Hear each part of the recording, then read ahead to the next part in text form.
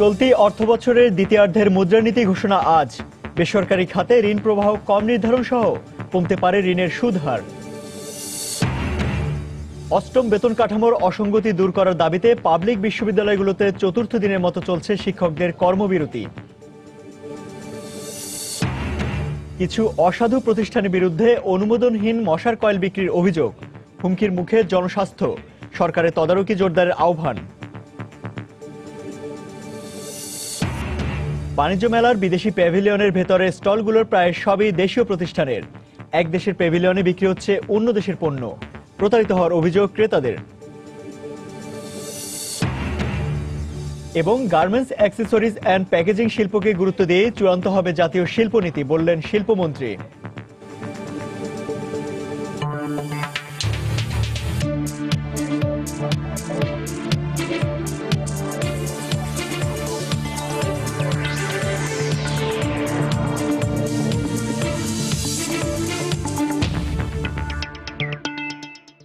দেখছিলেন শিরোনাম। আমন্ত্রণ জানাচ্ছি দেশ ও দেশে বাইরের অর্থ বাণিজ্যের নানা খবর নিয়ে আমাদের নিয়মিত আয়োজন এ সময়ের বাণিজ্যে। আর আপনাদের সঙ্গে আছি আমি ইমতিয়াজ আহমেদ। দর্শক, বাণিজ্য সময়ের মূল খবরে যাওয়ার আগে আপনাদের জানাতে চাই, আগামী 17 এপ্রিল 5 বছর পূর্ণ করতে যাচ্ছে সময় সংবাদ। এ উপলক্ষে মাস জুড়ে দর্শকের কাছের অনুষ্ঠানে দেশের প্রতিটি জেলায় যাবে সময় সংবাদ দল। জানবে সময় সংবাদ নিয়ে তাদের মতামত। দর্শকদের কাছের যাত্রায় আজ থাকছে ফরিদপুর। দর্শক, এই মুহূর্তে ফরিদপুরে দর্শকদের সঙ্গে আছেন সহকর্মী সাজিদ রাজু। সরাসরি চলে যাচ্ছি সেখানে।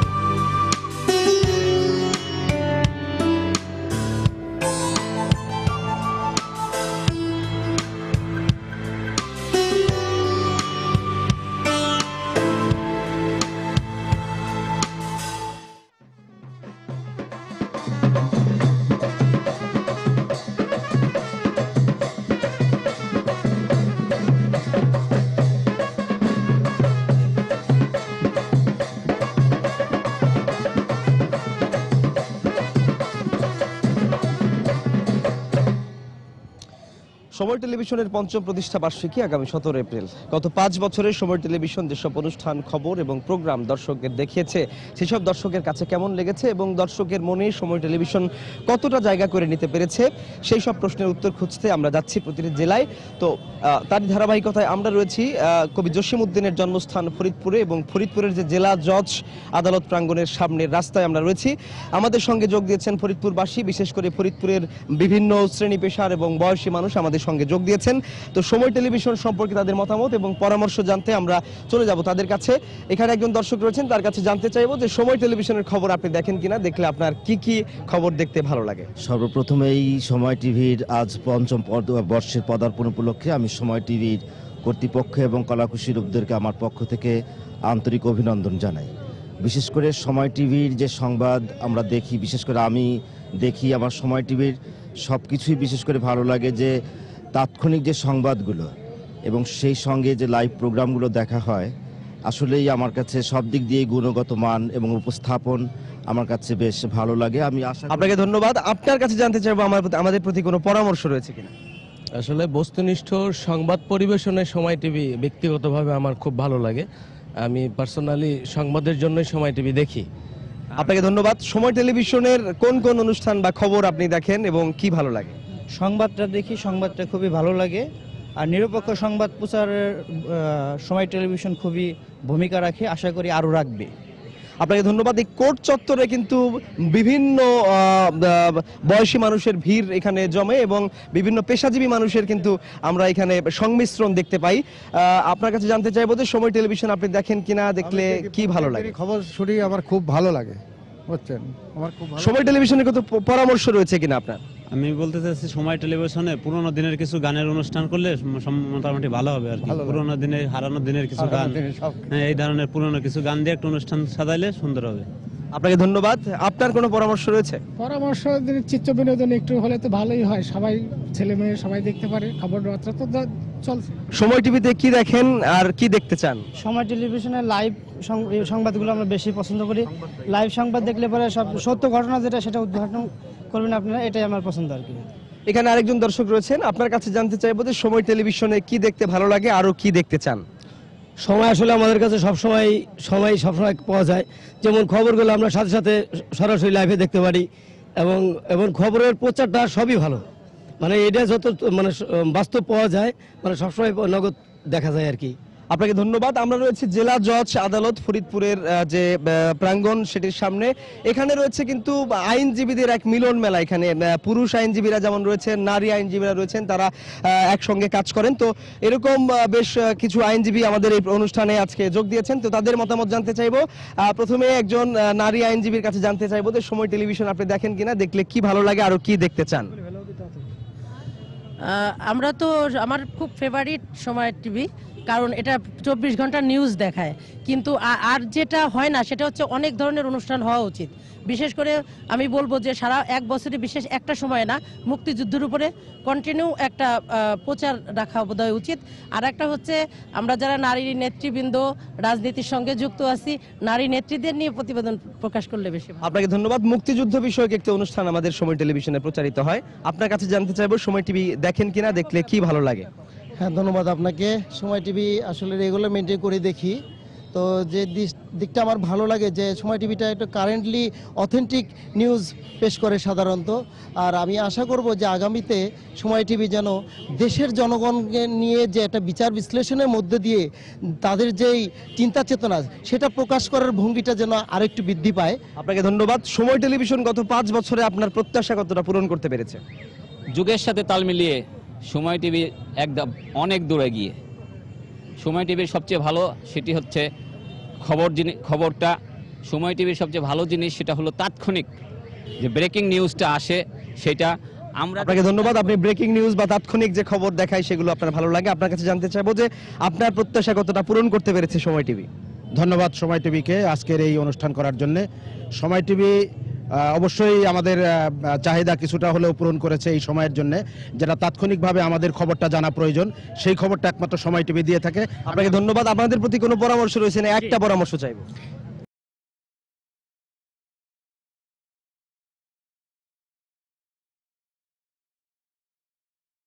আরেকটি হচ্ছে তুষার আব্দুল্লাহর উপস্থাপনায় যে প্রোগ্রামটি হয় সাক্ষাৎকার ধর্মী বিশিষ্ট ব্যক্তিদের, সেই প্রোগ্রামটি খুবই চমৎকার। আপনি সময় সংলাপের কথা বলছিলেন, আপনার কাছে জানতে চাইবো যে আপনার প্রত্যাশা কতটা পূরণ করতে পেরেছি আমরা? সাংস্কৃতিক অঙ্গনে যে কার্যক্রম সময় টিভি যতটুকু দেখায়, আমি আশা করব চিরায়ত বাংলার আবহমান যে সংস্কৃতি আছে তার ধারাকে তুলে ধরা এবং মুক্তিযুদ্ধের চেতনায় আমাদের এই নতুন প্রজন্মকে গড়ে তোলা এবং দেশকে গড়ে তোলার লক্ষ্যে যা করা প্রয়োজন এই মুহূর্তে সেটাই সময় টিভি করবে। আপনাকে ধন্যবাদ। আপনি মুক্তিযুদ্ধ ভিত্তিক অনুষ্ঠানের কথা বলছিলেন। এখানে আরো অনেক আইনজীবীরা রয়েছেন, সাংস্কৃতিক কর্মীরা রয়েছেন। আরেকজনের কাছে জানতে চাইবো যে আপনার প্রত্যাশা আমরা কতটা পূরণ করতে পেরেছি, আরো কি দেখতে চান? আমি সময় টেলিভিশনের একজন নিয়মিত দর্শক এবং এখানে সত্য, বস্তুনিষ্ঠ এবং নিরপেক্ষ সংবাদ পরিবেশিত হয় এবং আমার কাছে খুব ভালো লাগে এবং 5 বছরে জন্য আমি তাকে স্বাগত এবং অভিনন্দন। আপনাকে ধন্যবাদ। আপনার কাছে জানতে চাইবো আমাদের প্রতি কোনো পরামর্শ রয়েছে কিনা আপনার? আমি প্রথমেই সময় টিভিকে জন্মদিনের শুভেচ্ছা জানাতে চাই। শুভ জন্মদিন সময়। সময় টিভি অবশ্যই আস্থা অর্জন করতে পেরেছে, বিশ্বস্ততা অর্জন করতে পেরেছে।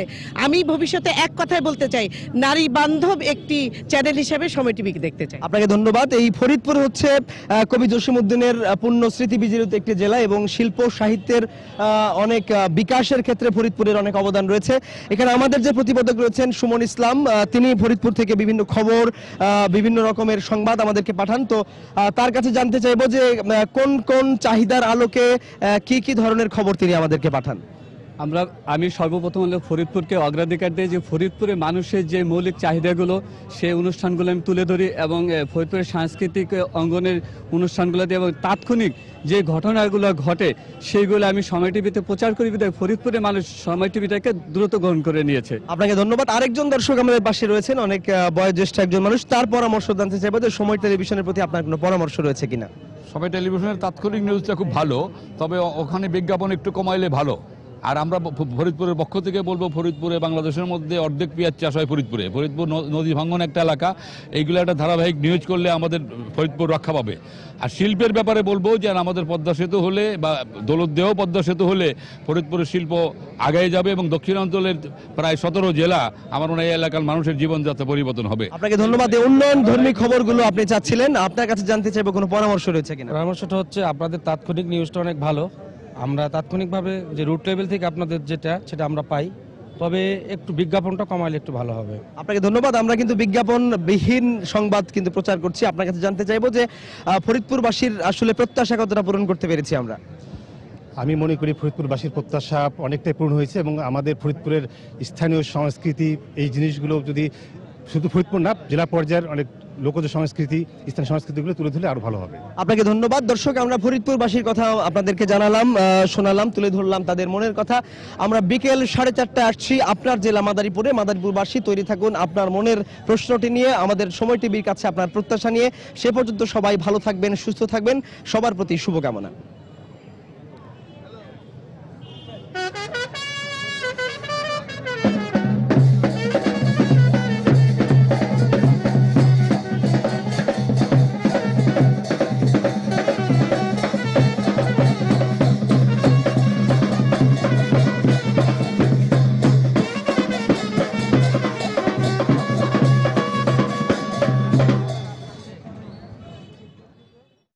দর্শক, আগামী 17 এপ্রিল 5 বছর পূর্ণ করতে যাচ্ছে সময় সংবাদ। উপলক্ষে মাস জুড়ে দর্শকের কাছের অনুষ্ঠানে দেশের বিভিন্ন জেলা যাচ্ছে সময় সংবাদ দল।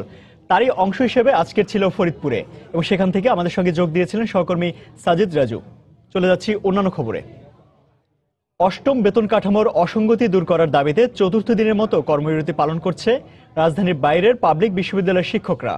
সিলেট কৃষি বিশ্ববিদ্যালয়ে বন্ধ রয়েছে সব ধরনের ক্লাস পরীক্ষা, ফাঁকা পড়ে আছে ক্লাসরুম ও বিভাগীয় ভবনগুলো। মর্যাদা আদায়ের দাবি পূরণ না হওয়া পর্যন্ত আন্দোলন চালিয়ে যাওয়ার কথা জানিয়েছেন শিক্ষকরা।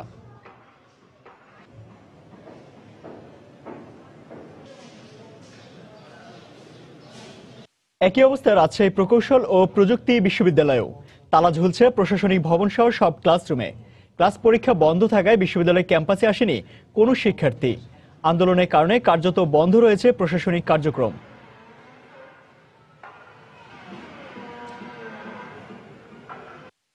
এছাড়া বরিশাল ও খুলনা বিশ্ববিদ্যালয় সহ অন্যান্য পাবলিক বিশ্ববিদ্যালয় কেন্দ্রীয় কর্মসূচির সঙ্গে একাত্মতা প্রকাশ করে কর্মবিরতি পালন করছেন শিক্ষকরা।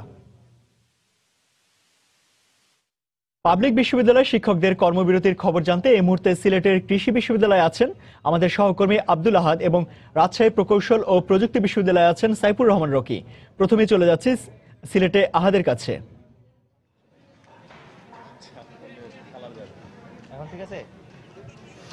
ধন্যবাদ ইমতিয়াজ। আপনি যেটা বলছিলেন যে দেশের সবগুলো পাবলিক বিশ্ববিদ্যালয়ের পাশাপাশি সিলেটের কৃষি বিশ্ববিদ্যালয়েও শিক্ষকরা যারা রয়েছেন তারা তাদের মর্যাদা রক্ষার দাবিতে তারা লাগাতার যে কর্মবিরতি পালন করছেন, এই কর্মবিরতির অংশ হিসাবে এখন তারা ক্যাম্পাসে মৌন মিছিল করছেন। আপনারা যেটা দেখতে পাচ্ছেন যে সকাল 11টায় তারা এই ক্যাম্পাসে এই মিছিলটি বের করেন এবং মিছিলটি পুরো ক্যাম্পাস মূলত প্রদক্ষিণ করছে। আপনারা যারা দেখতে পাচ্ছেন যে শিক্ষকরা কালো বেশ ধারণ করে তারা এই মৌন মিছিলে অংশ নিয়েছেন এবং এখানে সর্বস্তরের শিক্ষকরা অংশ নিয়েছেন এবং তারা যেটি বলছেন তাদের এই কর্মসূচি থেকে যে যতক্ষণ পর্যন্ত তাদের দাবি আদায় না হবে ততক্ষণ পর্যন্ত তারা এই আন্দোলন থেকে সরবে না। তো মিছিল শেষে শিক্ষকরা ক্যাম্পাস প্রদক্ষিণ করে ডিভিএম ফ্যাকাল্টির সামনে তারা অবস্থান নেবে এবং এখানে তারা সারাদিনই বিক্ষোভ সমাবেশ করবে, এমনটি বলেছেন শিক্ষক সমিতির সভাপতি অধ্যাপক ডক্টর মোহাম্মদ নূর হোসেন মিয়া। তো আপনাদের একটি বিষয় জানিয়ে রাখি যে শিক্ষকদের এই আন্দোলনের কারণে গত 4 দিন থেকে এই বিশ্ববিদ্যালয় একেবারেই অচল হয়ে গেছে। বিশ্ববিদ্যালয়ে কোনো ধরনের ক্লাস হচ্ছে না, পরীক্ষা হচ্ছে না। আপনারা জানেন যে বিশ্ববিদ্যালয়ে 6টি ফ্যাকাল্টি রয়েছে, কিন্তু এর মধ্যে 4টি ফ্যাকাল্টিরই শিডিউল অনুযায়ী পরীক্ষা হওয়ার কথা ছিল, কিন্তু এই পরীক্ষাগুলো বন্ধ রয়েছে। যদিও দেশের কয়েকটি বিশ্ববিদ্যালয়ে পরীক্ষা হচ্ছে, আগের শিডিউলের পরীক্ষা, ঢাকা বিশ্ববিদ্যালয়ের পরীক্ষা হচ্ছে, কিন্তু এই কৃষি বিশ্ববিদ্যালয় এবং সিলেটের যে আরেকটি বিশ্ববিদ্যালয় শাহজালাল বিশ্ববিদ্যালয় সেগুলো হচ্ছে ব্যতিক্রম। এবং শিক্ষার্থীরা যেটি বলছে, যদি শিক্ষকরা যদি ইচ্ছা প্রকাশ করতেন যে তাদের শিডিউলের যে পরীক্ষাগুলো ছিল সেগুলো তারা নিতে পারতেন, তো তাদের এই শিডিউলের পরীক্ষা বা তাদের সেমিস্টার ফাইনাল পরীক্ষা না নেওয়ার কারণে তারা অনেকটা সেশন জটে পড়ে যাচ্ছে এবং একটি পরীক্ষা পিছানো মানে তারা বলছে যে তারা 3 থেকে 4 মাস হয়তো তারা পিছিয়ে যাবে। তো তবে শিক্ষকরা যেটি বলছেন যে তাদের দাবি যদি সরকার মেনে নেয় তবে আজকেই তারা তাদের এই কর্মসূচি থেকে সরে আসবে। এর আগে তারা এখান থেকে আর কখনো তারা পিছনে সরবে না, তার মানে তারা ক্লাস পরীক্ষায় অংশ নেবে না। তো এই হলো সিলেটের কৃষি বিশ্ববিদ্যালয়ের আমার কাছে শিক্ষকদের আন্দোলনের সবশেষ খবর। আমরা এখন চলে যাব রাজশাহীতে, সেখানে আছেন আমাদের সহকর্মী সাইফুর রহমান রকি। আহাদ, আপনাকে ধন্যবাদ। ইমতিয়াজ, আপনি বলছিলেন যে মূলত 37টি পাবলিক বিশ্ববিদ্যালয়ে এদেরকে 8ম জাতীয় বেতন কাঠামোর মধ্যে অন্তর্ভুক্ত না করায় এক ধরনের অচল অবস্থা তৈরি হয়েছে। প্রতিটি বিশ্ববিদ্যালয় এবং রুয়েট সহ রাজশাহী বিশ্ববিদ্যালয় সহ আরও যে পাবলিক বিশ্ববিদ্যালয়গুলো রয়েছে সেগুলোতে ক্লাস পরীক্ষা বন্ধ রয়েছে। ঠিক এমনই কিন্তু অবস্থা। আমি এখন রুয়েটে আছি, রুয়েটেও। তো আমি শিক্ষকদের সাথে কথা বলেছি, এখানে যারা শিক্ষক সকালে এসেছিলেন তাদের কয়েকজনের সাথে আমার কথা হয়েছে। তারা বলছেন যে তাদের এটি এক ধরনের প্রাণের দাবি যে 8ম জাতীয় বেতন কাঠামোতে তাদেরকে অন্তর্ভুক্ত করতে হবে। যদি অন্তর্ভুক্ত না করেন তাহলে এর চেয়েও কঠোর কর্মসূচি তারা কিন্তু দিতে বাধ্য হবেন, এ ধরনের কথা তারা বলছেন। তো ক্লাস পরীক্ষা যথারীতি বন্ধ রয়েছে এবং সকালে বেশ কিছু শিক্ষার্থী এসেছে যারা ক্লাসে আশেপাশে গিয়ে কিন্তু ফেরত যেতে হয়েছে, কারণ ক্লাসে যেহেতু তালা বন্ধ রয়েছে সবগুলো ক্লাসেই। তো ঠিক এমনই অবস্থা রয়েছে এই রুয়েটে। রাজশাহী বিশ্ববিদ্যালয়ে শীতকালীন ছুটি চলছে, যার কারণে শিক্ষকদের যে লাগাতার কর্মবিরতি সেটি এখনো পালন তারা করছেন না। তবে 15 তারিখ থেকে ক্লাস খোলার কথা রয়েছে, সেখানেও একই ধরনের কর্মসূচি পালন হবে বলে সেখানকার শিক্ষক সমিতির সভাপতি আমাদেরকে জানিয়েছেন। আমরা বেশ কিছু শিক্ষার্থীর সাথে কথা বলেছি, তারা যেটি বলছেন যে এই ক্লাস পরীক্ষা বন্ধ থাকায় তারা কিন্তু এক ধরনের সেশন জটের কবলে পড়তে যাচ্ছেন। তো এই সেশন জট কিভাবে মুক্ত করবেন বিশ্ববিদ্যালয়ের শিক্ষকরা, সেই বিষয়টি নিয়ে তাদের সাথে আমার কথা হয়েছে। তারা বলছেন যে তাদের এই দাবি যদি আদায় করা পূরণ হয় সেক্ষেত্রে তারা প্রয়োজনে বাড়তি ক্লাস নিয়ে ছুটির দিনেও ক্লাস নিয়ে এই সেশন জটের যে শঙ্কা রয়েছে সেটিকে তারা দূর করবেন। ঠিক এ ধরনেরই এক ধরনের অচল অবস্থার মধ্যে দিয়েই চলছে আসলে এই কর্মবিরতি অনির্দিষ্টকালের। এখানে বেশ কিছু শিক্ষার্থী এসেছে যারা প্রথম বর্ষে ভর্তি হয়েছে, তাদেরও কিন্তু এই বিড়ম্বনা বাড়তি এই বিড়ম্বনা পোহাতে হচ্ছে। তো ইমতিয়াজ, আমার কাছে শিক্ষকদের এই অনির্দিষ্টকালের কর্মবিরতির এই ছিল সর্বশেষ খবর। আর শিক্ষকদের কর্মবিরতির খবর জানাতে আমাদের সঙ্গে সরাসরি যোগ দিয়েছিলেন সিলেটের কৃষি বিশ্ববিদ্যালয় থেকে রিপোর্টার আহাদ এবং রাজশাহীর প্রকৌশল ও প্রযুক্তি বিশ্ববিদ্যালয় থেকে সহকর্মী সাইফুর রহমান রকি। দর্শক, ইন্দোনেশিয়ার রাজধানী জাকার্তায় জাতিসংঘের কার্যালয়ের সামনে আত্মঘাতী বোমা হামলা হয়েছে। এখন পর্যন্ত 3 জনের মৃত্যুর খবর পাওয়া গেছে। আমরা সরাসরি চলে যাচ্ছি জাকার্তায়। Mabes Polri Irjen Pol Anton Carlyan, di mana Anton Carlyan menyatakan bahwa peristiwa ini terjadi kurang lebih pada pukul 10 pagi tadi. Ada 6 kali ledakan di sekitar pos polisi Sarina, di mana ledakan pertama terjadi pada pukul 10 pagi, kemudian ledakan kedua terjadi pada pukul 10:50 waktu Indonesia Barat, dan ledakan ketiga। দর্শক, স্থানীয় সময় বৃহস্পতিবার সকাল 11টায় এই হামলা হয়। স্থানীয় গণমাধ্যম বলছে কমপক্ষে 6টি বোমার বিস্ফোরণ হয়েছে এ সময়। আর প্রত্যক্ষদর্শীরা জানিয়েছেন পুলিশের সাথে বন্দুকযুদ্ধের ঘটনা ঘটেছে সেখানে। হামলাকারীদের সাথে এ সময় পুলিশের বিভিন্ন ধরনের সংঘর্ষ হয়। ঘটনাস্থলের কাছেই সে দেশের প্রেসিডেন্টের বাসভবন রয়েছে। Kemudian 2 orang terkena baku tembak dan ini masih belum terkonfirmasi, dan 1 orang polisi juga turut menjadi korban dalam peristiwa ini. Anton juga menyatakan bahwa berdasarkan keterangan dari Anton Carlyan, Kadif Humas Mabes Polri menyatakan bahwa ledakan yang terjadi di pos polisi ini terjadi karena lemparan granat yang dilakukan oleh sekelompok bersenjata yang দর্শক, 12 থেকে 14 জন বন্দুকধারী এই ঘটনায় সময় অংশগ্রহণ করে এবং তারা এ ধরনের হামলা ঘটিয়েছে বলে স্থানীয় গণমাধ্যম জানিয়েছে।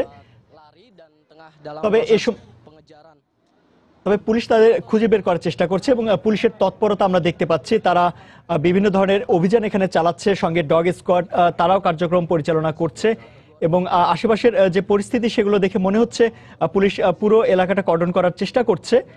তবে হয়তো এখনো তাদের নিয়ন্ত্রণে নিতে পারেনি, তবে পুলিশের কার্যক্রম এখনো পরিচালিত হচ্ছে। তবে সর্বশেষ তথ্য অনুযায়ী এখনো এ ধরনের হামলার কেউ দায় দায়িত্ব স্বীকার করেনি। masih berada di gedung Jakarta Theater dan hingga তবে জাকার্তা কর্তৃপক্ষ এখন পর্যন্ত যে স্বীকার করেছে তাতে আইএস এর সম্পৃক্ততা রয়েছে বলে তারা এখন পর্যন্ত জানিয়েছে। yang diduga masih berada di gedung Jakarta Theater hingga saat ini sudah ditangkap atau belum. Yang jelas kami melihat bagaimana pihak kepolisian terus melakukan penyidikan terhadap দর্শক, স্থানীয় সময় বৃহস্পতিবার সকাল 11টায় এই হামলা হয়। স্থানীয় গণমাধ্যম বলছে কমপক্ষে 6টি বোমার বিস্ফোরণ হয়েছে এ সময়। আর প্রত্যক্ষদর্শীরা জানিয়েছে পুলিশের সাথে বন্দুকযুদ্ধের ঘটনা ঘটেছে। ঘটনাস্থলের কাছেই সে দেশের প্রেসিডেন্টের বাসভবন রয়েছে। হামলার দায় এখনো স্বীকার করেনি কেউ, তবে ইন্দোনেশিয়ার পুলিশের ধারণা করছে আইএস এ হামলার সঙ্গে জড়িত থাকতে পারে।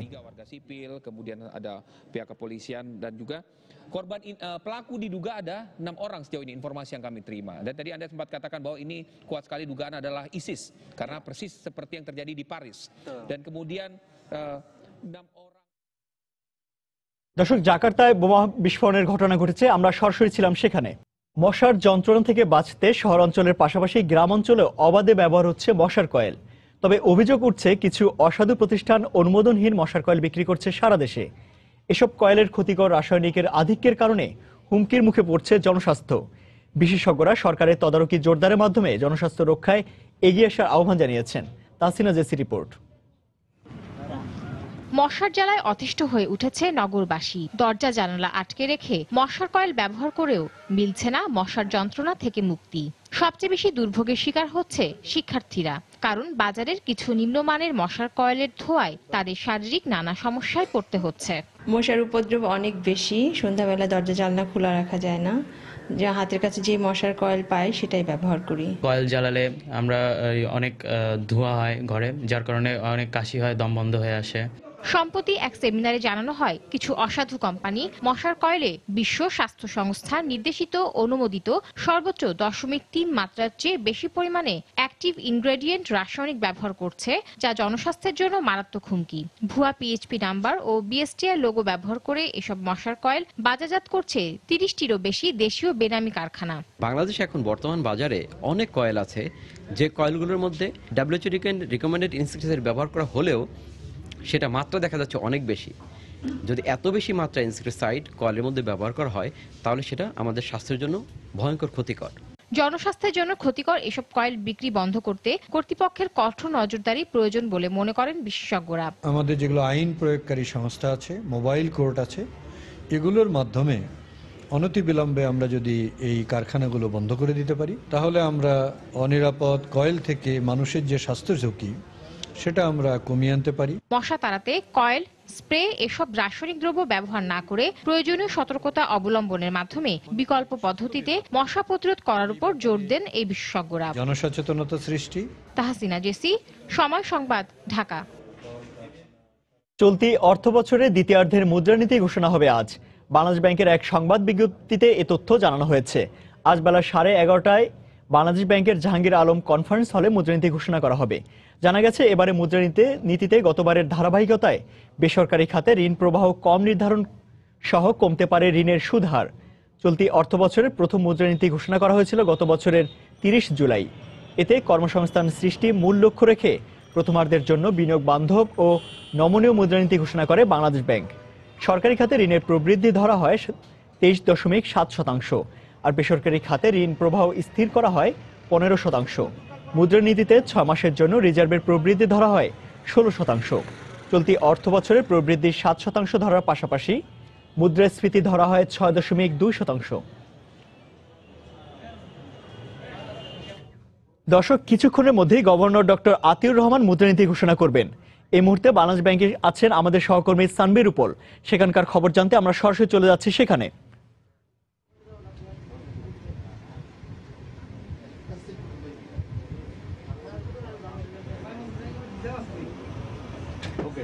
ইমতিয়াজ, বাংলাদেশ ব্যাংকের কেন্দ্রীয় কার্যালয়ে আজ মুদ্রানীতির ঘোষণা করা হবে এবং এটি হচ্ছে 2015-16 অর্থ বছরের দ্বিতীয় অর্থের মুদ্রানীতি। এর আগের যে মুদ্রানীতি ঘোষণা করা হয়েছিল জুলাই মাসে, সেই মুদ্রানীতির যে পরিসংখ্যান ছিল সেই মুদ্রানীতিতে কিন্তু সরকারি খাতে ঋণ প্রবাহ ধরা হয়েছিল 23.7 এবং বেসরকারি খাতে ঋণ প্রবাহ কিন্তু ধরা হয়েছিল 15।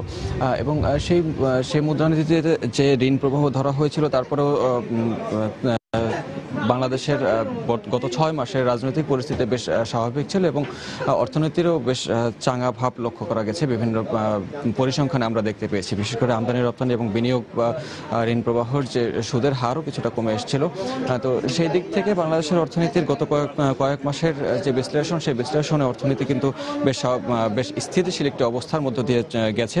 এবং ঠিক যদি এর আগের বছরের মুদ্রানীতির কথা বলি, সেই আগের বছরের মুদ্রানীতি ঘোষণার পরে কিন্তু রাজনৈতিক যে একটা অস্থিরতা তৈরি হয়েছিল, সেই রাজনৈতিক অস্থিরতার ফলে কিন্তু ঋণ প্রবাহ যে লক্ষ্যমাত্রা ধরা হয়েছিল সেটা কিন্তু পুরোপুরি কার্যকর করা যায়নি, যার ফলে গত বছরের এবং আপনি জানেন যে গত কয়েক বছর ধরে বাংলাদেশ ব্যাংক যে মুদ্রানীতি ঘোষণা করে আসছে সেটি যদিও একটি নমনীয় মুদ্রানীতি বলা হচ্ছে এবং এটিকে বিনিয়োগ বান্ধব এবং কর্মসংস্থান সৃষ্টির লক্ষ্য রেখে গত মুদ্রানীতি ঘোষণা করা হয়েছিল। এবং আশা করা হচ্ছে যে এই যে চলতি অর্থ বছরের যে দ্বিতীয়ার্ধের মুদ্রানীতি, এই মুদ্রানীতিতেও সেই ঋণ প্রবাহ সেভাবে করে রেখে কর্মসংস্থান সৃষ্টির লক্ষ্য রেখেই একটি মুদ্রানীতি ঘোষণা করা হবে এবং বিনিয়োগ বাড়ানোর যার প্রধান লক্ষ্য থাকবে।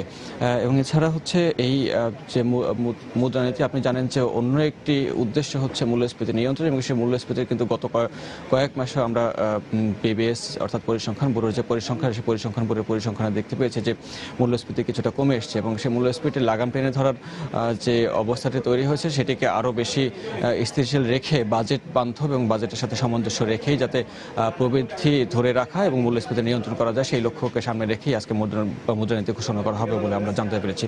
তো এখনও মুদ্রানীতি ঘোষণার যে প্রক্রিয়াটি সেটি 11:30টায় ডক্টর আতিউর রহমান বাংলাদেশ ব্যাংকের গভর্নর তিনি ঘোষণা করার কথা, যদিও এখনও মুদ্রানীতি ঘোষণার জন্য তারা এসে পৌঁছেনি। কিছুক্ষণের মধ্যেই মুদ্রানীতি ঘোষণা করা হবে এবং তারপরেই আমরা জানতে পারবো যে আগামী 6 মাসের জন্য বাংলাদেশের মুদ্রানীতিতে আসলে কি ধরনের পরিবর্তন আনতে যাচ্ছেন এবং আগামী বাজেটকে সামনে রেখে সেই মুদ্রানীতি কতটুকু কার্যকর করা সম্ভব হবে সেই দিক নির্দেশনা।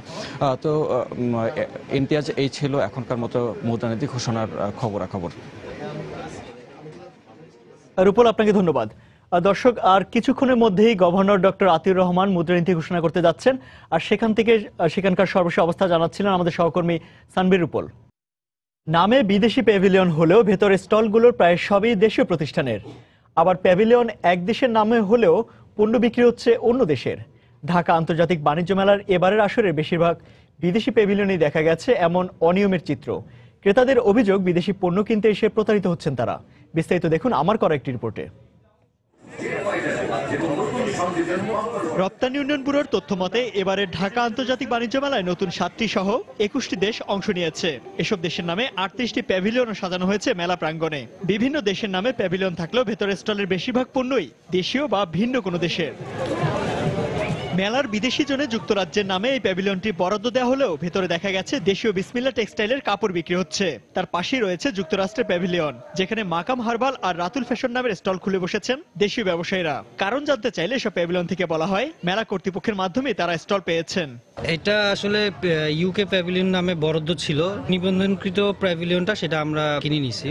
একটা প্যাভিলিয়নের ইউএস এর কোনো লোক আসে নাই, খালি পড়ে থাকছে, তারা বিজনেস করার জন্য হয়তো আমাদেরকে দিয়েছে। কেউ এসে মুড়ি বিক্রি করতে চায়, তাও তো তাকে দিয়ে দিবে। এটা আসলে উল্টা হয়ে গেছে, প্যাভিলিয়নটা ভুল করে ওরা সাইনবোর্ড চেঞ্জ করে ফেলছে। যুক্তরাষ্ট্রের জন্য বরাদ্দ করেছে, কিন্তু আপনি ঘুরে দেখেন যুক্তরাষ্ট্রের একটা প্রোডাক্টও এখানে নেই। প্যাভিলিয়নটা ইরানি হতে পারে, কিন্তু আমাদের বাংলাদেশ যৌথ, তো তার জন্য আর কি দেখা গেছে যে আমরা বাংলাদেশি ব্যবসায়ীরা এটার মধ্যে আমরা দোকান নেওয়া হয়েছে। এভাবে বিদেশি প্যাভিলিয়নের নামে দেশি পণ্য বিক্রি করায় প্রতারিত হচ্ছেন ক্রেতা দর্শনার্থীরা। আমরা তো তাহলে আমার প্রতারিত হচ্ছে এক প্রকার।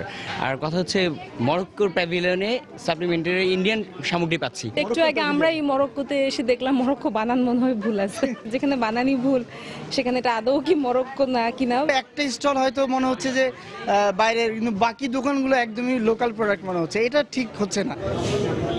এদিকে এ ধরনের অব্যবস্থাপনার বিষয়ে কথা বলতে চাইলে আয়োজক রপ্তানি উন্নয়ন ব্যুরোর মেলা অফিসে কোনো দায়িত্বশীল কর্মকর্তাকে পাওয়া যায়নি। ইমতিয়াজ আহমেদ, সময় সংবাদ, ঢাকা। দর্শক, 21তম ঢাকা আন্তর্জাতিক বাণিজ্য মেলার 14তম দিন আজ। এই মুহূর্তে রাজধানীর শেরবাংলা নগরে মেলা প্রাঙ্গণে রয়েছেন সহকর্মী কামরুল হাসান সবুজ। বিস্তারিত জানতে সরাসরি চলে যাচ্ছে সেখানে।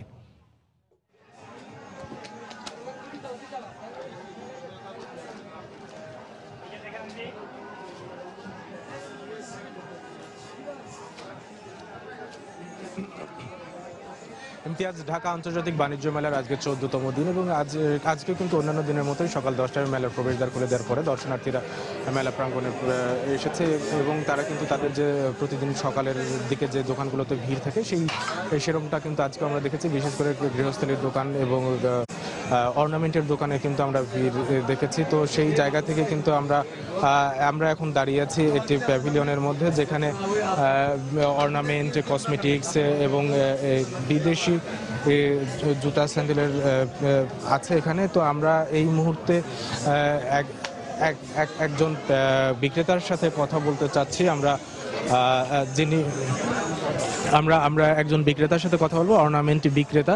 তো আপনাদের এই প্যাভিলিয়নে কি ধরনের, আপনাদের স্টলে কি ধরনের পণ্য আছে এবং দর্শনার্থীরা কি ধরনের পণ্য বেশি কিনছেন? হ্যালো, আমরা আরেকজন বিক্রেতার সাথে কথা বলবো। তো আপনাদের এখানে কি ধরনের পণ্য আছে? আমাদের এখানে সব হচ্ছে, যা আছে সব ইরানি পণ্য। তো আপনি কি ধরনের চাচ্ছেন, কোশ্চেনটা কি রকম? দর্শনার্থীরা কোন ধরনের পণ্য বেশি কিনছেন, কোন ধরনের অর্নামেন্ট বেশি কিনছেন? যেমন রিং বেশি কিনছেন, স্টোন বেশি কিনছেন, তারপর বিভিন্ন সেট কিনছেন, এই তো আর কি। ইমতিয়াজ, আমরা একজন দর্শনার্থীর সাথে কথা বললাম, বিক্রেতার সাথে কথা বললাম। তিনি জানাচ্ছিলেন যে এখানে যে ছোট খাটো যে অর্নামেন্টগুলো আছে, অর্থাৎ এই ইয়ারিং বা লেস, এগুলো কিন্তু একটু বেশি বিক্রি হচ্ছে এবং দর্শনার্থীরা আসছেন। তো এখানে কিন্তু পাওয়া যাচ্ছে সিলভারের সাথে গোল্ড মেশানো এরকম কিছু অলংকার, যেগুলোতে আপনিও একটু খেয়াল করলে দেখতে পাবেন এই দোকানটাতে কিন্তু বেশ দর্শনার্থী কিন্তু এসেছে। তো আমরা একজন দর্শনার্থীর সাথে কথা বলার চেষ্টা করি, যিনি এখানে আসছেন এবং এই প্যাভিলিয়নে বেশ কিছু কিনছেন। তো আমরা আপনি এই মেলাতে এসে কি ধরনের দেখছেন অর্নামেন্ট বা কি ধরনের, যেগুলো আপনার কাছে আলাদা একটু বিশেষত্ব মনে হচ্ছে? আমার কাছে তো আমি ঢুকলাম মাত্র, যদি দেখছি আমি, কিন্তু আমার কাছে মনে হচ্ছে যে আমি রিংগুলো দেখছিলাম, আমার কাছে বেশ ভালোই লাগছে। স্টোনগুলো একটু ওনাদের এখানে আমি দেখছি যে ওনাদের বিজ্ঞাপন হয়ে যাবে কিনা জানি না, গ্লেজগুলো বেশ ভালো, ডিজাইনগুলো খুব সুন্দর, দেখতে বেশ ভালোই লাগছে। ইমতিয়াজ, আমরা একজন দর্শনার্থীর সাথে কথা বললাম, যিনিও এই রিং এবং যে অর্নামেন্ট আছে সেগুলোর কথাই বলছিলেন, যেগুলো একটু বেশি চলছে। তো ইমতিয়াজ, এই ঢাকা আন্তর্জাতিক বাণিজ্য মেলার যে 21তম আসর বসেছে, সেই 21তম আসরের এই মুহূর্তে এই ছিল সর্বশেষ খবর। কামরুল, আপনাকে ধন্যবাদ। দর্শক, ঢাকা আন্তর্জাতিক বাণিজ্য মেলার 14 দিনের সকালের খবরাখবর জানাচ্ছিলেন আমাদের সহকর্মী কামরুল হাসান সবুজ। আমরা সরাসরি ছিলাম সেখানে। গার্মেন্টস, অ্যাক্সেসরিজ অ্যান্ড প্যাকেজিং শিল্পকে গুরুত্বপূর্ণ খাত হিসেবে বিবেচনা করে জাতীয় শিল্পনীতি চূড়ান্ত করা হবে। বুধবার সকালে রাজধানীর বসুন্ধরা কনভেনশন সেন্টারে তৈরি পোশাক শিল্প সহায়ক পণ্যের প্রদর্শনী উদ্বোধনী অনুষ্ঠানে এই কথা জানান শিল্পমন্ত্রী Amir Hossain Amu. Sewing, knitting, cutting, printing, dyeing, finishing machine সহ পোশাক শিল্পে দরকারি অ্যাক্সেসরিজ পণ্যের এই প্রদর্শনীতে অংশ নিয়েছে দেশি বিদেশি 300-রও বেশি প্রতিষ্ঠান। সুতা থেকে শুরু করে তৈরি পোশাক শিল্পে দরকারি ছোট বড় অত্যাধুনিক মেশিনের এই প্রদর্শনীতে অংশ নিয়েছে চীন, জাপান, ভারত, কোরিয়া সহ বিশ্বের 30টি দেশ। প্রদর্শনীতে অংশ নেওয়া বিদেশি প্রতিষ্ঠানগুলো বাংলাদেশের নতুন বাজার সৃষ্টির ব্যাপারে যেমন আশাবাদী, তেমনি এই আয়োজনকে নিজেদের সক্ষমতা তুলে ধরার জন্য বড় সুযোগ হিসেবে দেখছে দেশি প্রতিষ্ঠানগুলো। 30-32টা বা আইটেম মতো করে আমরা পলি, সুতা, কার্টন, লেবেল টেবিল, এটাকে যতটুকু প্রসার লাভ করা যায়, যার বিনিময়ে আমরা যাতে আমাদের মার্কেটটাকে আরো গেইন করতে পারি। আমরা এখন অনেক ইফিসিয়েন্স, আমাদের কম্পিটিশন করার মতো আমাদের যোগ্যতা চলে আসছে। অলমোস্ট 40 মডেল এখানে ডিসপ্লে করছি, এক্সিবিশন সুইং মেশিন।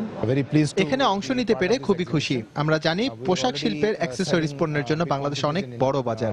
বাংলাদেশ পণ্য, প্রযুক্তি আর তথ্য সমৃদ্ধ এ ধরনের প্রদর্শনী ব্যবসা প্রসারে গুরুত্বপূর্ণ ভূমিকা রাখে বলে জানালেন দর্শনার্থীরা।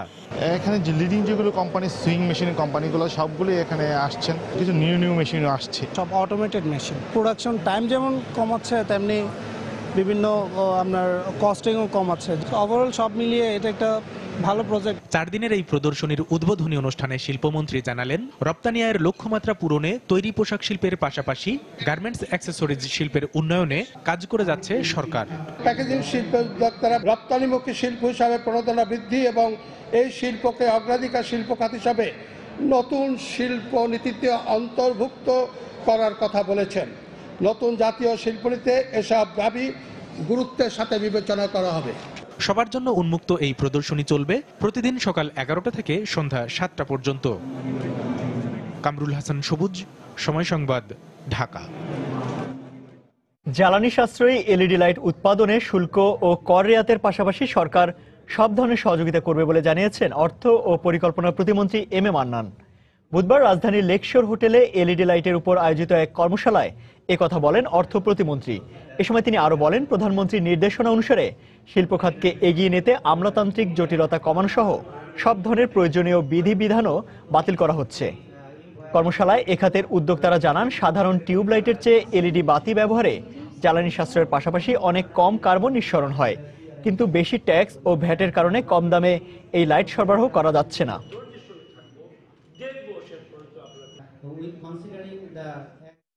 নানা ধরনের বিষয় আছে, শুল্কের ব্যাপার আছে, করের ব্যাপার আছে, কর রেয়াতের ব্যাপার আছে। আপনাদের তার চেয়ে বেশি প্রয়োজন আমি মনে করি ব্যক্তিগতভাবে, যেটাকে আমরা আমলাতান্ত্রিক জুজুর একটা ব্যাপার আছে এখানে, তাকে কমিয়ে আনা আমরা সচেষ্ট আছি। তবে আমরা জানি যে আমলাতন্ত্রকে আমরা পরিহার করতে পারবো না, এটাকে একটু কম পেইনফুল করা, ব্যথাটা কমানোর জন্য আমরা চেষ্টা করছি এবং বিধিবিধান সংস্কার করে কমিয়ে এনে মাননীয় প্রধানমন্ত্রী নির্দেশ দিয়েছেন অপ্রয়োজনীয় বিধিবিধানগুলো কেটে ছেটে পরিষ্কার করে যাতে করে চলার পথে আমাদের বাধা আরও কম হয়, সেজন্য আমরা সচেষ্ট আছি। দর্শক, এবার দেশের বাইরের অর্থ বাণিজ্যের খবর। $30-এরও নিচে নেমে এসেছে জ্বালানি তেলের দাম। গত 1.5 বছরে 70% দর হারিয়ে বর্তমানে বিশ্ববাজারে প্রতি ব্যারেল জ্বালানি তেল বিক্রি হচ্ছে $29.96 দরে, যা 2004-এর পরে সর্বনিম্ন। এদিকে দরপতন ঠেকাতে ওপেক সদস্যভুক্ত এবং সদস্য বহির্ভূত দেশগুলোর জ্বালানি মন্ত্রীদের জরুরি ভিত্তিতে বৈঠকে বসার আহ্বান জানিয়েছেন ভেনেজুয়েলার প্রেসিডেন্ট নিকোলাস মাদুরো। এ সময় তিনি দরপতন ঠেকাতে এবং উত্তোলন কমানোর বিষয়ে প্রয়োজনীয় পদক্ষেপ নিতে সৌদি আরব, রাশিয়া, ইরান সহ জ্বালানি উত্তোলক দেশগুলোকে আহ্বান জানিয়েছেন। মন্দা সংক্রান্ত ওপেকভুক্ত দেশ ভেনেজুয়েলা জ্বালানি তেলের দরপতনের কারণে মারাত্মক ক্ষতিগ্রস্ত হচ্ছে। জ্বালানি তেলের দরপতনের কারণে বিশ্বব্যাপী অন্তত 4000 কর্মী ছাঁটাই করবে ব্রিটিশ পেট্রোলিয়াম বিপি। বর্তমানে বিশ্বব্যাপী বিপির কর্মচারী রয়েছে 80,000। ব্রিটেনে কাজ করছে 4000 কর্মী। জ্বালানি তেলের দাম 70% পর্যন্ত কমায় মুনাফার পরিবর্তে লোকসান গুনতে হচ্ছে জ্বালানি কোম্পানিগুলোর। এ কারণে খরচ কাটছাট করছে প্রতিষ্ঠানগুলো। একইভাবে আগামী 4 বছরের জন্য $3,200 কোটি বিনিয়োগ কমাচ্ছে ব্রাজিলের প্রতিষ্ঠান পেট্রোবাস।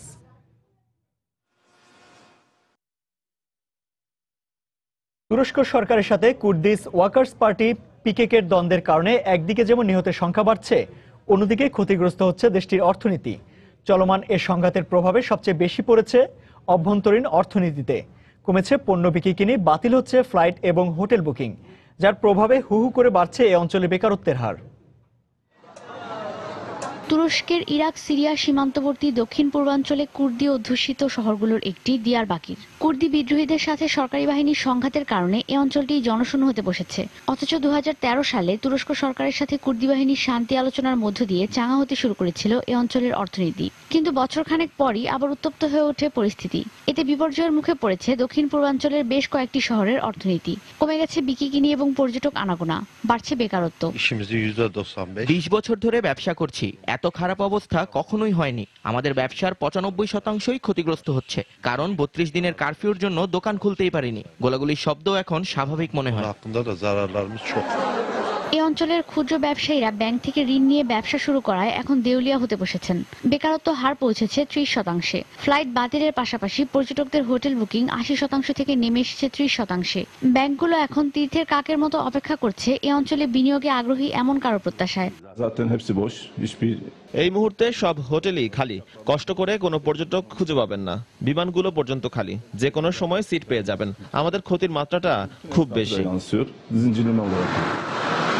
পাওনা পরিশোধ নিয়ে অনিশ্চয়তা থাকায় এই অঞ্চলে পণ্য পরিবহন বন্ধ করে দিয়েছে পশ্চিমা কোম্পানিগুলো। স্থানীয় এক গবেষণায় দেখা গেছে ইরানে পণ্য রফতানি করতে না পারায় ডিসেম্বর থেকে এ পর্যন্ত $45 কোটি ক্ষতি হয়েছে তুরস্কের এই অঞ্চলের। ঈশিতা ব্রহ্ম, সময় সংবাদ। দর্শক, বাংলাদেশ ব্যাংকের চলতি অর্থবছরের দ্বিতীয়ার্ধের মুদ্রানীতি ঘোষণা করছেন ডক্টর আতিউর রহমান। আমরা সরাসরি চলে যাচ্ছি সেখানে। স্থিতিশীল রয়েছে।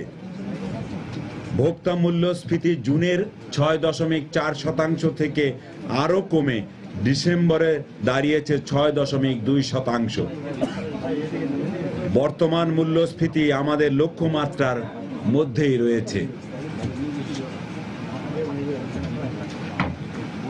ডিসেম্বর শেষে খাদ্য ও জ্বালানি বহির্ভূত কোর মূল্যস্ফীতি দাঁড়িয়েছে 6.8%, যা মূল্যস্ফীতিকে ঊর্ধ্বমুখী চাপে রেখেছে।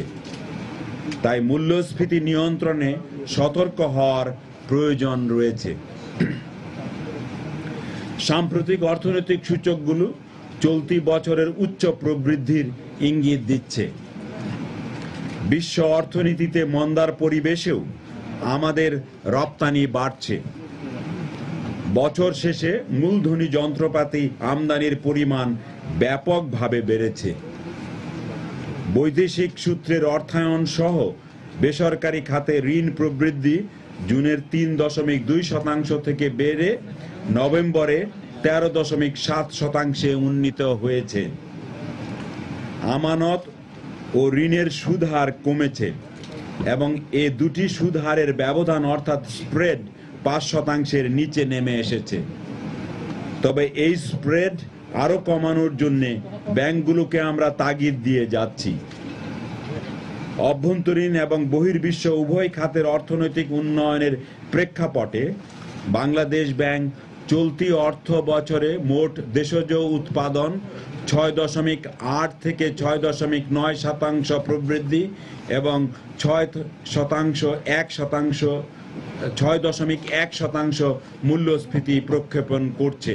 আমি আবারও বলছি, প্রবৃদ্ধি প্রজেক্ট করছি আমরা 6.8 থেকে 6.9% এবং ইনফ্লেশন করছি প্রজেক্ট 6.1%।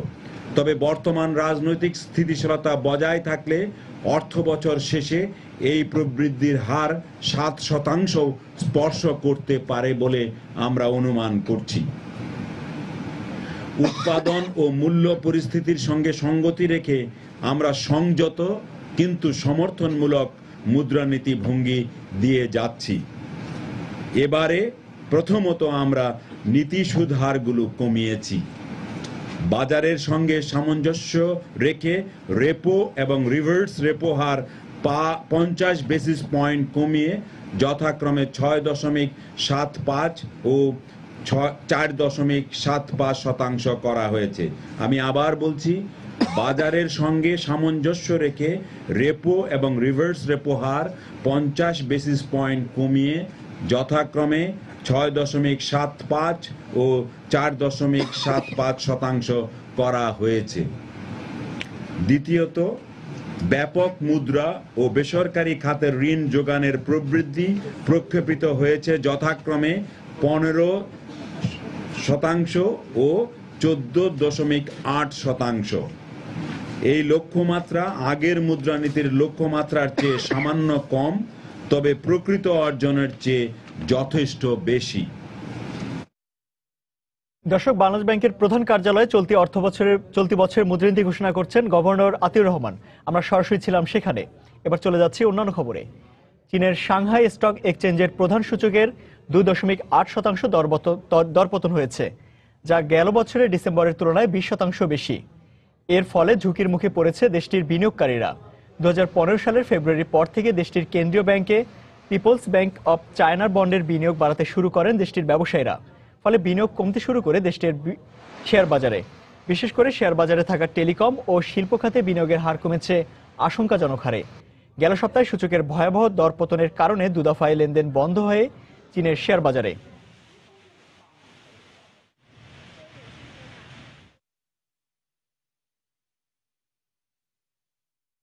আবার জানিয়ে দিচ্ছি এ সময়ের বাণিজ্যের শিরোনামগুলো।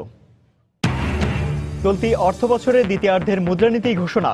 বেসরকারি খাতে ঋণ প্রবাহ কম নির্ধারণ, কমতে পারে ঋণের সুদ হার। অষ্টম বেতন কাঠামোর অসঙ্গতি দূর করার দাবিতে পাবলিক বিশ্ববিদ্যালয়গুলোতে চতুর্থ দিনের মতো চলছে শিক্ষকদের কর্মবিরতি। কিছু অসাধু প্রতিষ্ঠানের বিরুদ্ধে অনুমোদনহীন মশার কয়েল বিক্রির অভিযোগ, হুমকির মুখে জনস্বাস্থ্য। সরকারের তদারকির জোরদারের আহ্বান। বাণিজ্য মেলায় বিদেশি প্যাভিলিয়নের ভেতরে স্টলগুলোর প্রায় সবই দেশীয় প্রতিষ্ঠানের। এক দেশের প্যাভিলিয়নের বিক্রি হচ্ছে অন্য দেশের পণ্য, প্রতারিত হওয়ার অভিযোগ ক্রেতাদের। এবং গার্মেন্টস, অ্যাক্সেসরিজ অ্যান্ড প্যাকেজিং শিল্পকে গুরুত্ব দিয়ে চূড়ান্ত হবে জাতীয় শিল্পনীতি, বললেন শিল্পমন্ত্রী।